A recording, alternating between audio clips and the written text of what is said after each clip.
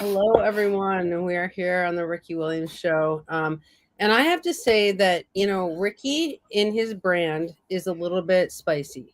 And, it comes up, he's got Mars and Aries, conjunct Venus. So he likes his Mars and Aries. And so he likes to bring up sex. And so then I thought, hey, let's just give him an hour where we can just jam on sex. So today we're here with Nate Speare, who is one of the leading people in the sexuality and astrology field. Now he's got his own system, kind of Astro Erotics, which I've actually taken. I've been in privy to a few classes from Nate, and they're amazing. They're very experiential and things like that. So, but so today we're here to talk about everything Astro Erotic, I guess you could say. Which Yeah. I have my heart earrings on, obviously, and my Mm. beating heart necklace. Okay, so the Awesome. first thing I would add, I guess I would just start us off with is what is Astro even erotic? Because it's so cerebral. Like, like can it even be erotic? Well, yeah, yes, it can. For me, astrology has always been erotic. There's just something. It might be that my mind is always in the gutter. I don't think it's just that though. It's like to me the planetary aspects and configurations. It's just there's always something very erotic about it because it's like they're doing this tango in the different angles they make to each other, the different aspects. I know a lot of astrologers talk about it as drama, like with astro drama. But for me, it's also very, it has this erotic charge. Also, if we think about the word erotic in the broadest sense, right, of like eros, the life force, the primordial pulse of life. Um, it's the fact that astrology is a way for the world to be enchanted, or a language that shows how the world is enchanted and mythic, and that we are living in a demythologized time, which is a hallmark of the postmodern mindset, means to me that its beauty automatically makes astrology erotic, even if, I mean, astrologers don't have to see it that way. But, and then the other aspect of that for me is that, yeah, astrology for me always has an experiential component, not just it doesn't dwell only in the mental or in the cerebral realm. And so those are the kinds of things that kind of launched me when I started to develop what I've come to call astroerotics. Yeah, that's what I would say. Ricky, what Beginning do you answer think? anyway. What do you think? I don't know, but something about that, like, just kind of is kind of turning me on. No, I mean, Finally, I turned it's Ricky on. Actually, well, after a year and a well, half. I'm not trying to be funny. I'm trying to be more descriptive of my internal experience after, because when someone is communicating something, if you're really listening, right, there's something in the words that touch you and they have a certain effect on you. And if someone is mindful of their internal state and they notice a change in their internal state that happens at the same time someone is talking to them, it's easy to make the association that there's something in those words that are having an effect. And yeah, so that's all I'm saying. And it's a turned on, and it's not specifically sexual, although it could easily go in that direction. It just feels more active and alive. And I think what I heard, or at least how it was translated in my mind, is is just that I'll just share the image that came up to me, like making love to my wife, right? And I know her chart. It's like I can appreciate the whole experience of it in a way that like you can't even think of if you don't even know if you don't know what we're talking about. And it's a completely, totally different experience because it helps you get out of your imagination of what do I imagine this person to be that I'm poking, right? And into a true appreciation of this experience that you're sharing with somebody, right? And Yeah. so that's what came into my mind, and that it activated me, like kind of all of me. Yeah. I Well, I love do that want too. to. Oh, go ahead, Andy. Yeah. Well, I do want to say something. When you introduce astrology into your sexual equation, you're dealing with chi, and we're riding the waves of heaven chi in the bedroom now. right? It's like if you know your wife and her transit, right? Like you're actually experiencing that transit through her body and her soul and her psyche. So I just want to say I agree with you, Ricky, that that is very erotic. Okay, Yeah. sorry. Yeah. Mhm. Yeah, and I like it too because often it's like, yeah, you know, we could say like the lowest common denominator way of like culture of astrology is to use it in like a negative sense of like, oh, this kind of gossipy like, oh, dating Scorpios or dating Taurus or dating whatever, you know, this kind of. So, but for me, it's like ever since I deepened into my journey with astrology, it kind of had the opposite effect of like I would actually see someone's chart and get, like, to use your phrase, Ricky, turned on, and not not necessarily in like I'm hot for this person right now, but more in the sense of like more of this sense of awe, you know, or this sense of like, whoa, I'm really seeing, I'm sensing the potential and the genius of this person in a whole other way than I would if I didn't have this. So there's that, and there's there's that sense of awe of, wow, this is how their genius is. That like I see your genius, I see you, and there is something erotic about that that also goes into. So there's that component, and there's also the component of like this also sings or speaks to that person's erotic style or sensual style somehow. Yeah. Mhm. So let's talk about the sensual styles. Let's talk about the signs and the sensual styles. I know you guys thought I'd go to Venus and Mars, but let's just talk about, you know, how an Aries makes love differently than a Taurus. Now, Ricky has his Mercury in Taurus and Nate is a Taurus. So you're feeling some really Taurus energy coming at you. And So Mercury in Taurus also. Yeah. oh yeah, yeah. So you guys have your earthy Mercury's going on today. Okay. Right. So but how does Aries make love differently than a Taurus? Well, I mean, I there are lots of ways to answer this, but like, so make love as in like, you know, okay, we're getting it on. We are.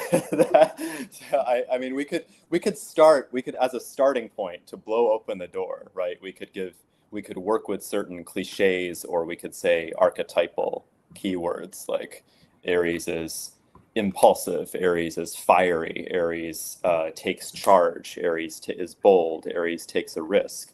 Um, like when I work with this in Astro Erotics, I tend to, and you know, not necessarily use the sort of the stereotypical characterological conceptions we have of the signs, but I work a lot with gesture and like Andy, you were talking earlier about chi.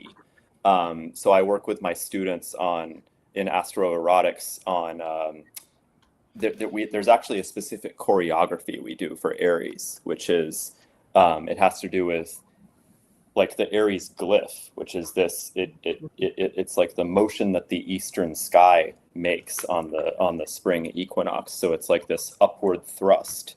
So we work with this gesture of like an upward thrust or rising energy through the body. And then we kind of and we kind of let go actually of the characterological conceptions or stereotypes of Aries. It's like let's let go of what we know and experience it on a body sort of somatic level first, and then we talk about certain kinks as ways in, like like for Aries the other day I was talking about orgasm control and edge play, which we wouldn't ordinarily link that with Aries right off the bat, but it's like if you think about Aries is this like thrusting upward energy of the sun on the March equinox, and like so we're building this erotic energy, we're building to a peak, but we don't go all the way to the peak. We edge the orgasm. So these are different ways that I would answer your question. But if we were to kind of like go in on a kind of let's dip our toes in, we could say, yeah, Aries is fire. It's to do with like a not holding back kind of style of sexual self-expression. It has it's really good at initiating and starting. So an Aries might be the one to initiate and start it, whereas a Taurus, it's like a Taurus really doesn't like being rushed. You know, a Taurus is that slow sensual. For a Taurus, like foreplay can last forever, you know, and foreplay, there's no separation between foreplay and any other. These are kind of like artificial dichotomies. So yeah, it's the slow sensual versus the fast, like initiating, starting kind of energy. Yeah, I'm spitballing. Those are my first thoughts on it here. Now I'm getting turned on. Just kidding. I only get turned on when my schedule says I should. Okay, Ricky. The schedule-sexual. Okay, Ricky. Yeah. Yeah. Yeah, I think that's wonderful. I mean, I agree. Check. And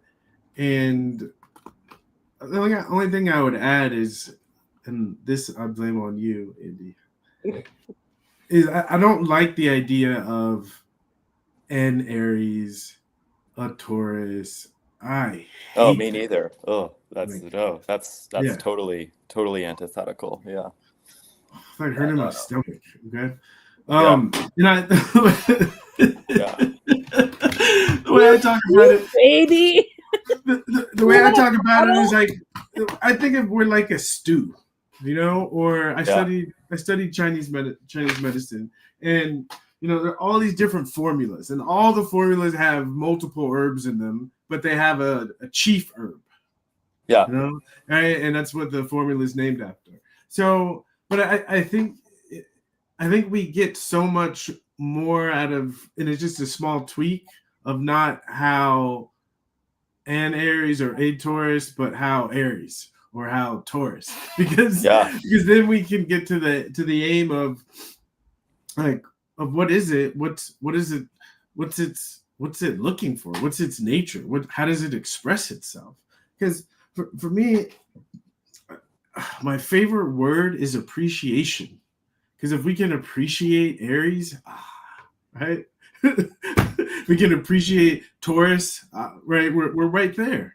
And again, everything that Nate said, right, to me is 100% consistent with what I'm saying. I'm just, because sometimes we might be in, I can't even get myself to say it, right? Because we're all made of different things, and yes, we predominate in certain things, right? And that's what we're going to lean into most of the time.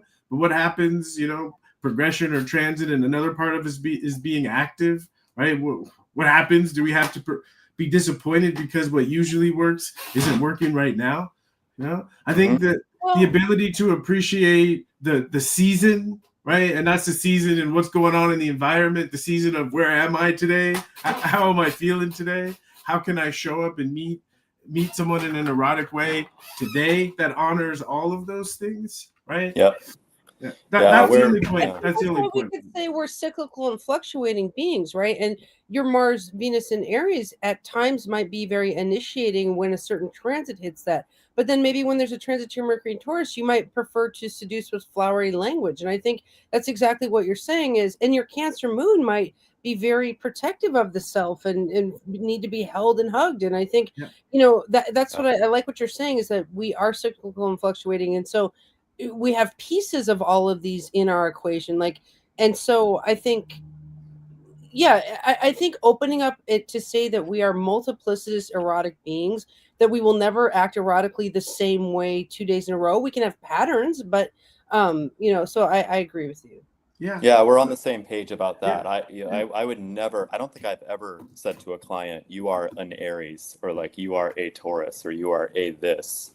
So yeah, I would never say to someone, you're an Aries and therefore you make love in this like X, Y, Z. And I don't even mean it that way. I mean more for people, because that's the way we learn. That's the way we learn astrology. And so I just want to put a flag up. That's great. That's the way we learn. But as soon as you can move beyond that, you're going to get so much more from this. Because to me, the beauty in astrology is to appreciate that we are multifaceted. Literally, we are multifaceted. Yeah, we are poly. I like this phrase, the polypoetic psyche. We are polypoetic. The soul is polytheistic. That's actually what got me into astrology to begin with. Was I was very into polytheism and psychological polytheism and the writings of James Hillman. So it's kind of like, you know, the like, whoa, okay, wait, astrology is actually where all that came from, you know? So, Well, I do want to say something about yeah. this because a lot of times people get confused, like, are they a dom, are they sub, are they alpha, are they beta? And this shows up in the bedroom because it's like, are you the top, are you the bottom, are you this or that? And I think astrology knows better than that to say, like, some like I have several friends who are hyper alpha and hyper beta. You know, for example, one of my friends is a Sun Mars conjunction in Sagittarius, super dudely. She's super alpha and controlling in that degree. And then she has a Pisces moon square Neptune. So then she's like a super baby. And she's like, hold me like a tiny baby. You're like, and the point is like, we can understand that a person can be cyclically dominating or submissive. And like, that really helps to, you know, because I think sometimes we get these pathological dom sub relationships where somebody's like a dominant, but they're not actually energetically dominant all the time. And then they're trying to fit in this box. And like, so I think the astrologers know better on, you know, the complexities of the human form. That's true. It's true. These are styles and the terms, the sort of sociological terms that we use for them. I'm a little bit allergic to a lot of them. Not necessarily the kink ones, not at all, but the sort of like alpha, beta, et cetera, et cetera. It's because there's so many assumptions that are embedded into them. But I do have, part of Astro Erotics is, I don't know if I'm jumping, here, but part of Astro Erotics and the bodily component is that I work with masks. And for instance, I just spent a bunch of time in Bali where I was working with a mask designer and mask maker, where we were specifically making masks for the sexual styles of the planets and for how a person experiences the planets. So we have, like I have right here next to me, I have a mask for Mars, and so when somebody puts it on, they get I feel like, it doesn't want to be shown too much on the camera, this, but someone gets a transmission through their spine of like what their Mars signature is and how they step into that martial erotic, right? So Andy, with the example you gave, if a friend of yours wanted to be much more dommy or something like that, or much more assertive, I would put this mask on them and I would guide them through their archetypal expression of Mars, and also just see what the mask does for them, and let it do its work, because it has an energetic healing component, and ditto for Venus, for the Venus mask and the different planets. So there's different styles and flavors, but they have to be kind of like activated in the body. And I like the cyclical component of what you're saying too, along with our different cycles. So, yeah. Any thoughts, Ricky? Well, yeah. One thought that came to mind is, have you noticed with Mars mask any adverse responses? At least like initially, kind of like the healing emergency type of responses. Did you say healing emergency? Yes, yeah. As a term where things are triggered to the surface, and at first someone might panic, but it's something that has to be purged, but to get to the other side. Yes, that's a great question. That's a great question, and yes, I have. It is and it's not something I would use with everyone, obviously, but if we're working specifically with erotic topics with a client, then I do work a lot with Mars and Venus. Which is, yeah. So, but so the Mars mask can bring up a lot for people, as you intuited, and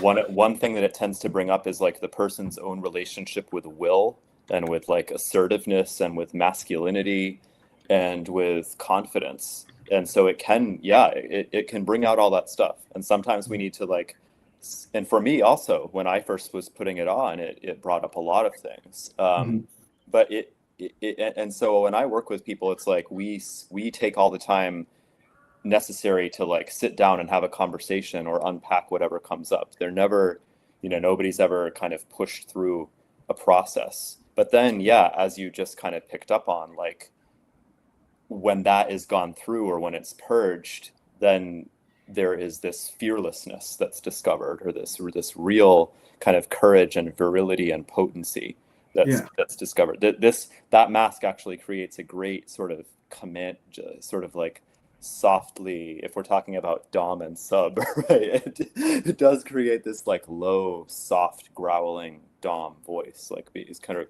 giving gentle commands, you know. Yeah. So it's but yes, the answer is yes to your question. Yeah. So do we want to talk about Venus and Mars? I mean, we would be remiss to not bring up Venus and Mars in erotic. Do you think, like, how do you all think Venus plays into eroticism versus Mars? And yeah. Well, yeah, Ricky, you want to start this time? Yeah. Well, yeah. Well, I mean, for me, I have, like you said, I have them conjunct in. I have them conjunct and parallel. Oh wow, kind of intense. Yeah. In the 8th house, and so at least the way, you know, I understand it is the right balance of the two, you know, and that in this dish, right, you got to have both of them, and that right balance is different for different people, you know. And I think it's very crass and base, and so I own that, you know. But this is just the way it shows up in my mind, you know. Is like too much Venus, okay, and you can't get it up, you know? Right? Too much Mars, and the person doesn't really want to be around you. it's so real. Yeah. Well, now I'm imagining Ricky who can't get it up, and everyone's running away from him because he has a Venus Mars conjunction. Oh no! Just kidding, Ricky. We know you're. Well, but I think there's, you know, and implicit. Like I try to go to extremes and allow your imagination to fill in the gaps, you know, and that even I think in there potentially there could be a diagnosis and treatment system built into those suggestions. Yeah, well, I work a lot. I would say Venus and Mars have ended up being a sort of a foundation of like how I go at this whole topic. And there's an astrologer who's really influenced me on this. Daniel Giamario, who is the founder of the Turning of the Ages Mystery School.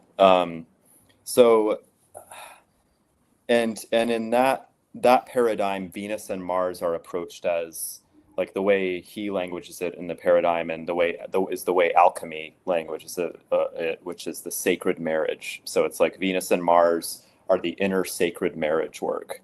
I don't know why I'm sticking my tongue out. It's like the word marriage can bring up different things for people, right? But let's honor the alchemical tradition. I also beat around the bush for a couple of years about this because I, you know, am in a lot of queer spaces and things like that, and so but I beat around the bush about the fact that, like, I do work with Venus and Mars in terms of gender. Not because I uphold this like gender binary and all those things, just because, but I do work with them in the sense of like, whatever you feel, what you may feel, right, that Venus or Mars is more foregrounded for you, right? Like you might feel that, or like for me, I'm a very Venusian person in my chart. You know, I'm a Taurus. Anyway. But as someone who was socialized as a man, as a boy, and as a man, there's all of this stuff that goes along with that for me does link with Mars. So let me kind of, okay, I'm like trying to get to the point here that basically one might be in the foreground and the other might be more in the background for someone. But the inner alchemy is to be able to wear the one that's more in the background, to be able to wear it on your sleeve. Daniel Giamario talks about, like, if you're a woman, you want to be able to wear your inner Mars on your arm at all times. And that way it doesn't matter what your external partner looks like or whether you have a partner at all, because you always have access to that inner masculine or that inner partner. Now, this can apply in all kinds of different ways to different gender identities and to like its different orientations as well. But basically, there's this creative contrast work that happens between the two. It was a big game changer for me, where I could learn to embody. It's like, it turns out that a lot of people I've had crushes on throughout my life have activated something in the Taurus and Gemini sector of my chart. And I have Venus in Gemini, right? And not everyone I've been in relationships with, mind you, but people who have triggered some kind of like infatuation or obsession or crush, right? And that has to do with like I might call that a projected Venus energy, kind of.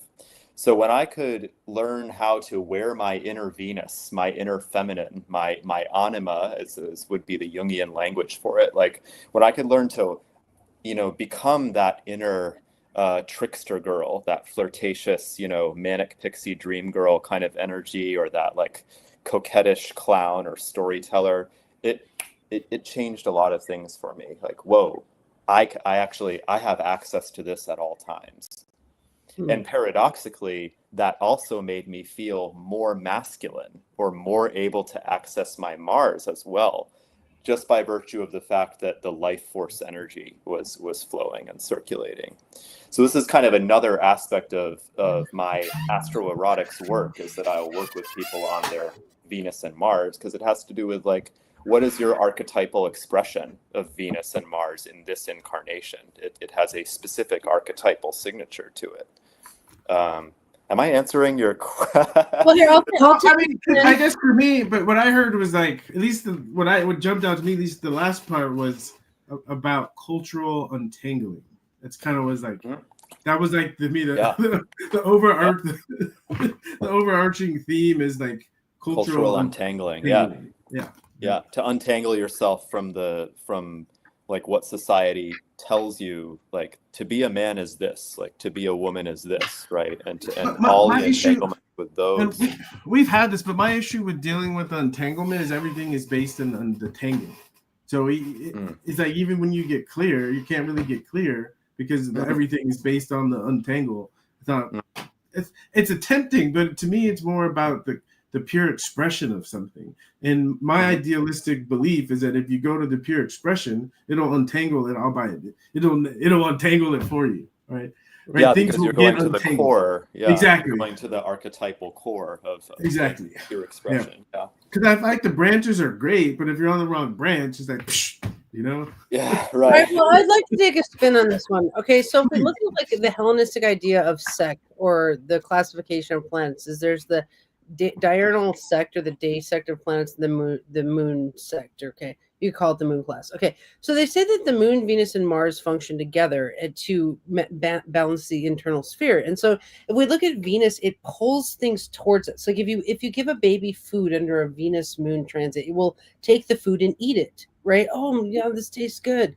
And then if you give the baby the food when Mars is going over its moon, it pushes it away and throws it on the floor, right? So like Venus brings stuff away, and then Mars kind of pushes Venus brings things close, and Mars pushes stuff away. So I think with Mars, it makes me think of like the fight or fuck concept of like, once you're close to somebody, you've pulled them in with Venus. Now we got to fight and get them away, or we got to fuck them. Like not to be crass, but I do think, I've experienced that with so many hypermartial males, that if I'm not, doing that thing, they'll be fighting with me. And like, so I think, but it is that urge to differentiate the emotional self so that one can be productive, or one can be passionate, or, if it's not that if we're not, fucking, then we should be doing a project, essentially, kind of thing. So I don't know. I think Venus and Mars function together to kind of pull and push the internal sphere in and out.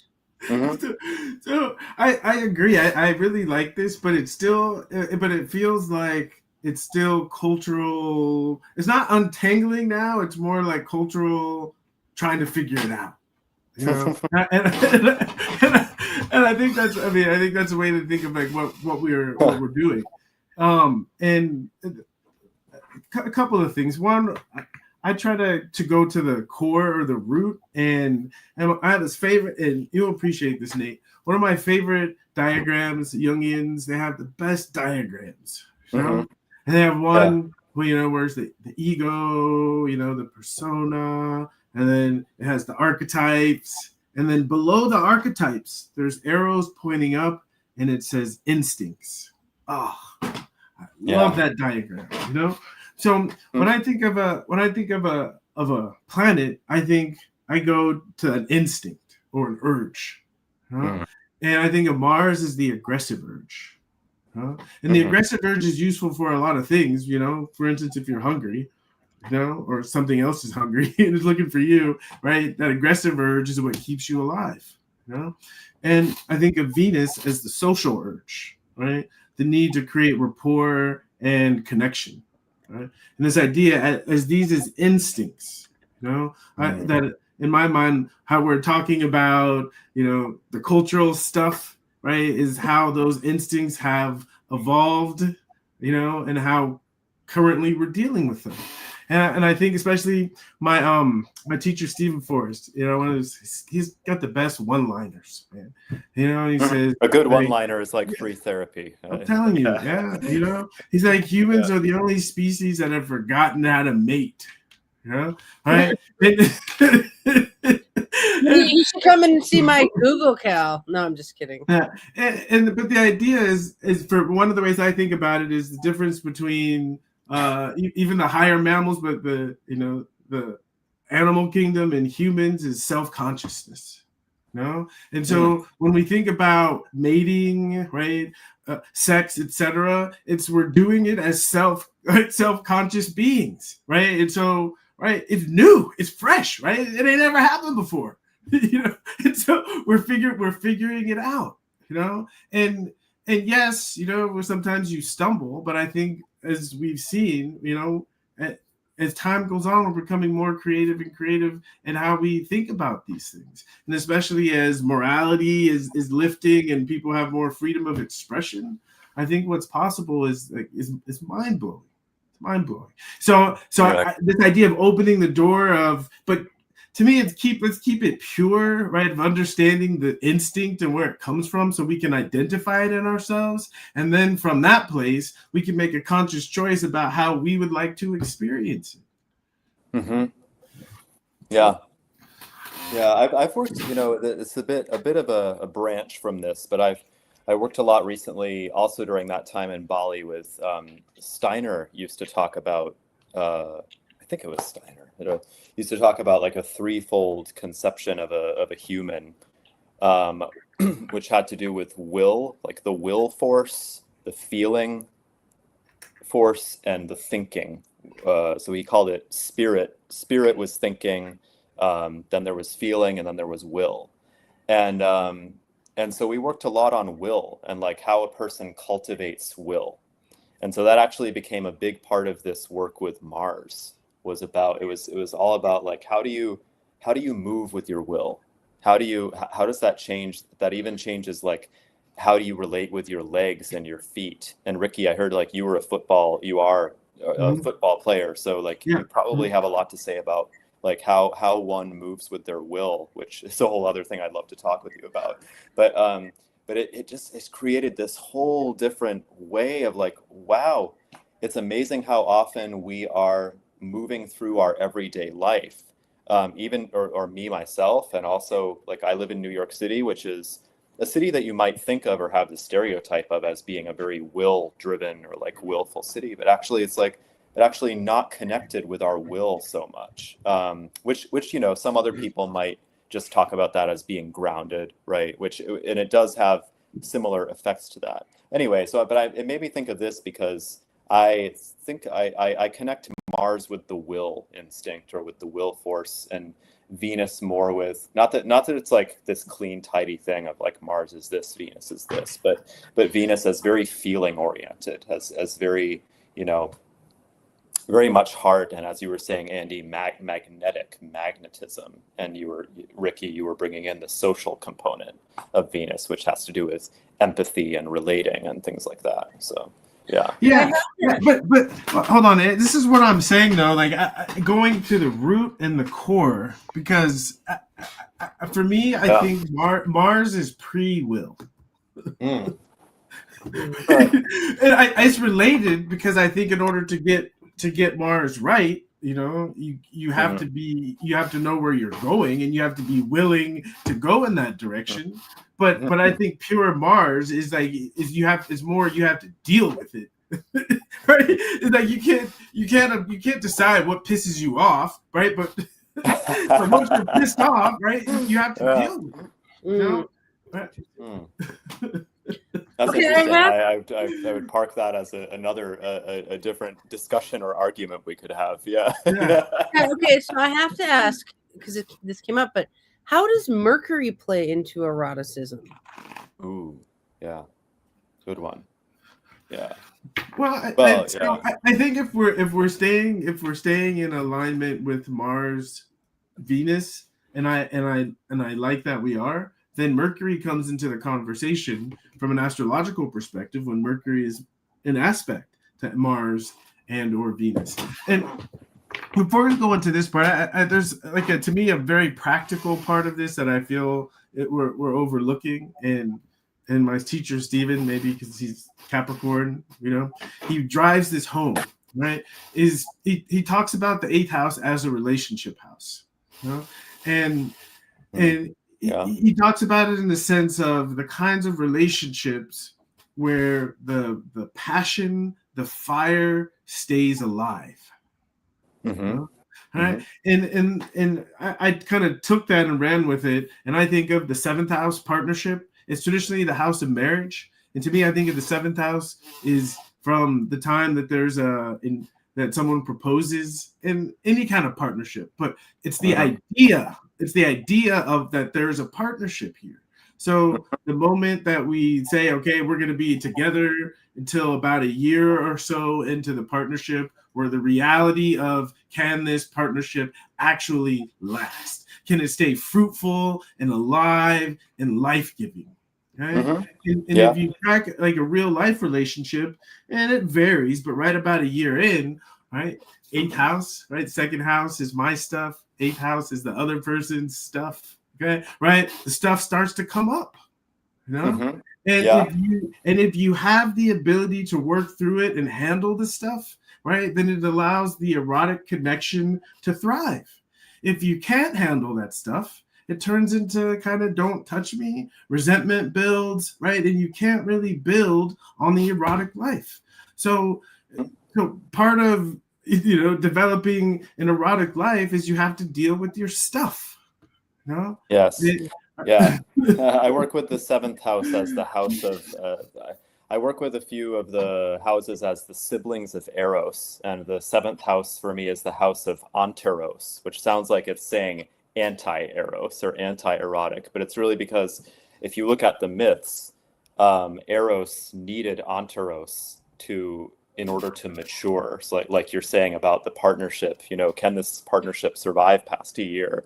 Or has it built up all these resentments and and then whenever Anteros in the mythologies left the scene, Eros would regress to like a baby and become a baby again. So the 7th house is it's like this give and take, of okay, is there mutual reciprocity in this relationship? Are we, how are we doing all the things of Anteros? So, but Andy, I want to make sure that I answer your question. I feel like, so Mercury, there's so much to say about Mercury, right? Because it's like our cognition, if we're just really doing basic sort of personality driven or temperament or character driven astrology, Mercury talks about our communication style and our style of cognizing, thinking, and learning. Like Mercury and Taurus, I know like Daniel Giamario's term for Mercury and Taurus that both of us have, Ricky and I, is cow mind. Like we chew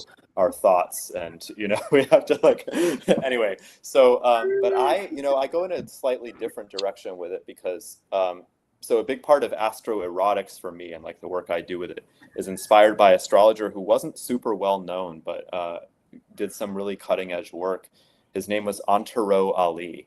And he was the first person that I know of to write about each of the planets as a particular sexual landscape, or sexual style. So he would talk about like mercurial sex. So and this is, and I just find this such an evocative and kind of catalytic way to work with the planets in erotic. So not necessarily just working with a person with like your Mercury placement or my Mercury, or but it's like if you have mercurial sex, that is a particular kind of erotic connection that's different. It's like, okay, what does that make us think of? It makes us think of like someone who's very chatty, maybe a very chatty lover, maybe someone who really enjoys like sending naughty text messages, or who really likes writing erotic letters. It might make us think of someone who is on the asexual spectrum, or who is ambivalent about their sex life. These different kinds of things. But there's a kind of to view Mercury as like a territory or as a terrain for certain kinds of erotic things to happen, right? That's where I want to go with your question, Andy. Yeah. Yeah. All right. I have a quiz. Well, sorry. Okay, Yeah, since Ricky's not talking, I'll talk. So, like, Yeah. Well, I mean, I had a personal example, at least. Okay. I had a personal, of Mercury, mercurial sexual landscape. Curiosity. Yeah. Curiosity. Yeah. Yep. So the first time that I had sex with my wife, and at the time, kind of both thought it was like a one night stand kind of thing, Mm-hmm. And like halfway through, she was like, "Hey, can you get behind me?" And I was like, "My pleasure," and my wife's strongest planet is Mercury, And later, as we talked about it, she said it felt so good. I was curious about what it would feel like from behind, and she felt willing to say that, right, again, to someone. Right, she just threw it out there, and I was like, sure. And even like my word choice and how I responded, right? It's like, oh, I'm curious. Yeah. Yes. Yeah. Yes. Yeah, that's. But even mercurial sex, but even that someone will have a compelling choice of words, okay, while being intimate. So it's multiple things, like hitting Mercury in a lot of different ways. But I guess allowing the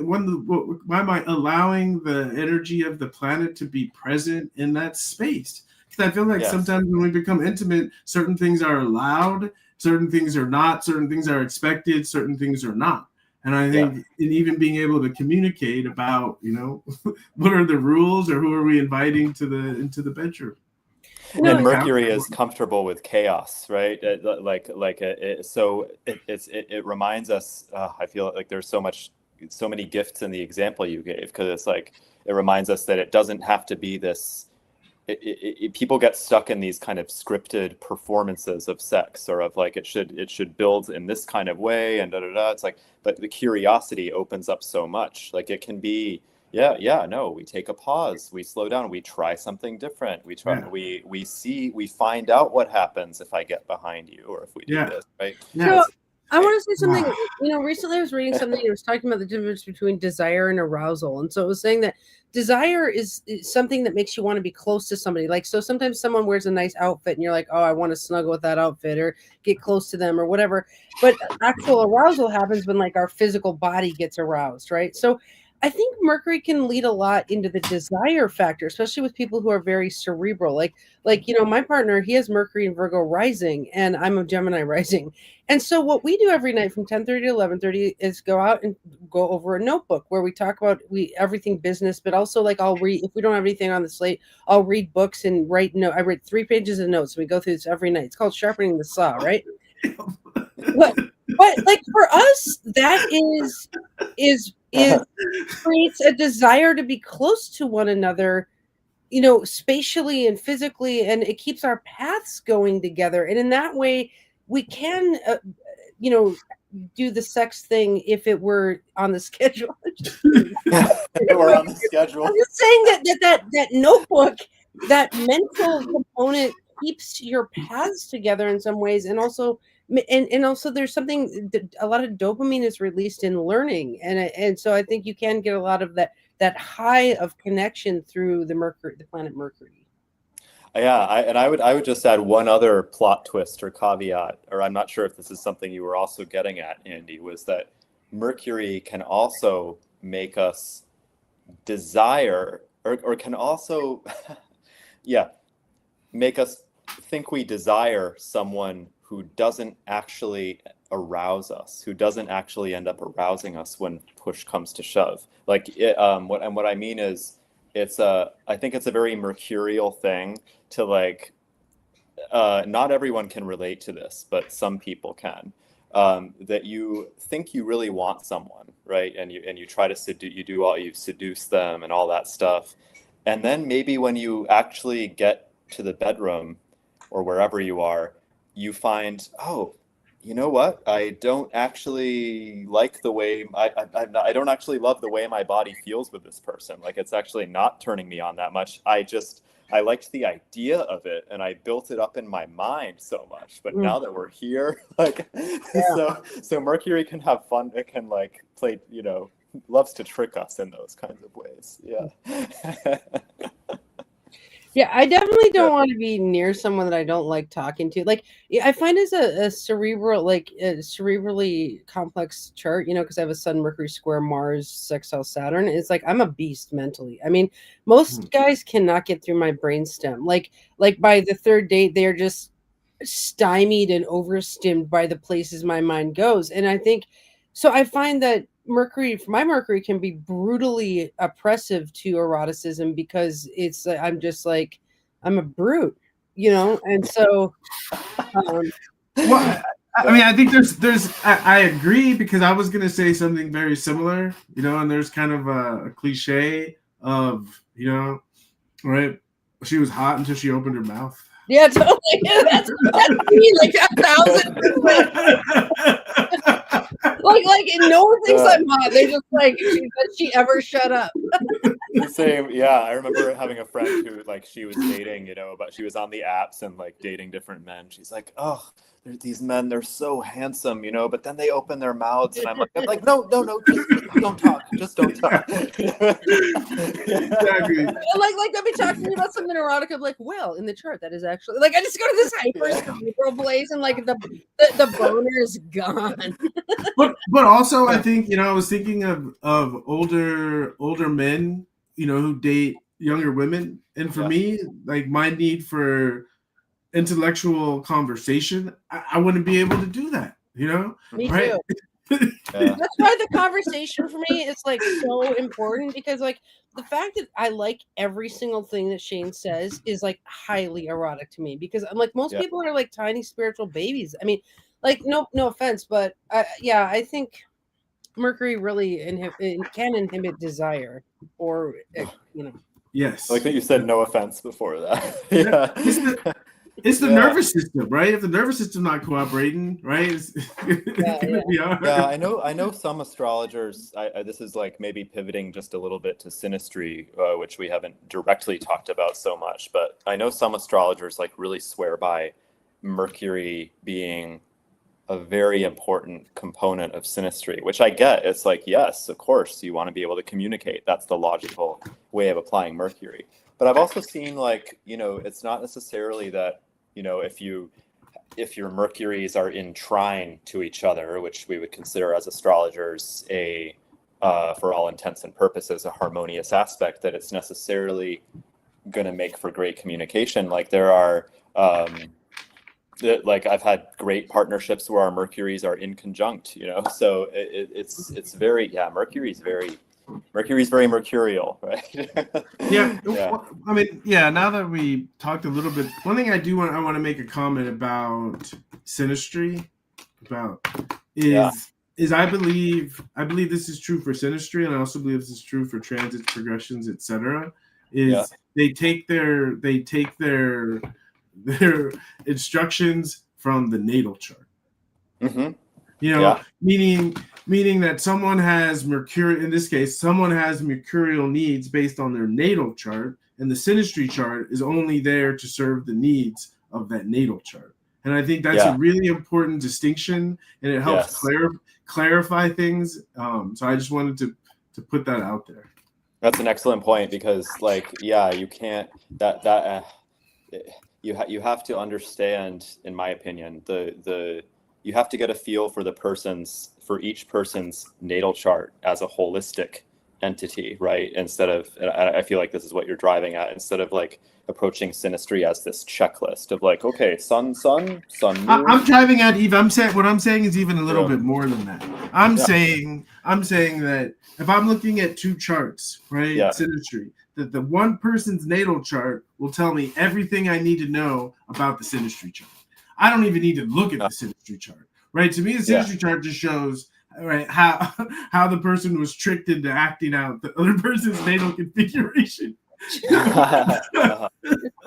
Because I the way I think about it is, like in relationships, we slide people's scripts, you know, of how to act out the experiences that our charts, you know, predispose us to expecting things to play out. And only if someone's chart can play those roles is there even a connection. If there's not, we're not interested, right? There's no hook, there's no juice. So it's cool to see how it shows up. You know, it's, to me, synastry is more cool and entertaining to see how it shows up, but all the core data is in the natal chart, right? Those are the experiences that someone is going to have in certain areas of life or related to certain conditions, like when you love someone, right? Kimber's in the room and is asking a really good question. Kimber says, has anyone found that their kinks or erotic preferences evolve or expand in ways that surprise them with different or new partners? I think that speaks to what synastries can unveil to us. You know, how people interact with our natal experience does change that experience. Oh, 100%. I would say it's for me, like each person I've been with, each lover, each friend, you know, it's like people open up new worlds in me, and that's part of the beauty of all of it. And to know, and to have a sense of each other in this way, in this archetypal, imaginal way, and how our chi moves, as Andy was saying toward the beginning of this. Like, yes, I have absolutely discovered new pathways and kinks open up with different people, or that I will try things, you know, with that maybe, you know, you can try things with people, you can discover with certain people, oh, I'd like to try that thing, because you're catalyzed by that curiosity that Ricky was talking about earlier, or by something in the person's vibration, that triggers you. So yes. Yeah, and a technical addition here is addition to what I was saying is, I'd say it goes the natal chart, and then an extension of the natal chart would be the transits and progressions, because it's the timing mechanism when certain things are ready to pop. All right. Yeah. And based on that, then the person shows up. So yes, I think other people will activate certain kinks, but you'll typically see a transit or progression activating the part of your chart where that kink originates from, right? But in order for it to take bloom, right, it has to have the activating force of another person that can play. Yes. And neither of those cancel each other out, right? Like I think they attract. The fact that you're going through a transit or progression doesn't diminish at all the sort of the magic of that person and the person that they are. It doesn't mean that they're just like an object of that. Well, I think they are, though. I think they are. I'm actually saying that I think that they are. Well, no, I don't think it diminishes. I don't think it diminishes. I don't think we're disagreeing here, but I would just say, remember but remember that person is a person, you know, and that person is also a who.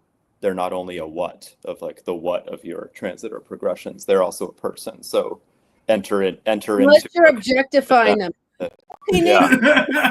Let's turn them into You're our an Astro editor. slave. Okay, Yeah. so Nate, before we go, first of all, I want to ask you, will you come back and talk to us about the other planets and sexuality? Because I would love to hear from you about Saturn and like Neptune and Pluto. I think that would be, I mean, consider coming back. Yeah, totally. Yeah. And then also, how can people find you, and tell us a little bit about your Astro-Erotics course you're teaching right now? Yeah, totally. So you can find me on, it's pretty easy to find me. You can find me on Instagram at weirdastrobody, weird.astro.body. You can find me on Substack, weirdastrobody. You can find me on Facebook, Nate Speare. Yeah, so I think those are the main things. TikTok, Nate Speare.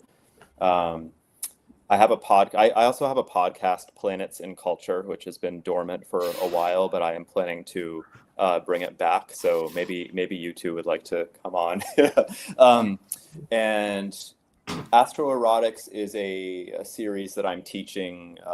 Right now, I'm teaching it online, and we're in the middle of a beautiful cohort and group right now, where we go through. Right now, we have 7 class sessions, and we zero in on a different planet or a different sort of archetypal erotics each session, and every week the participants have creative homework to do, where I give them a set of self-reflections and magical experiments they can work with.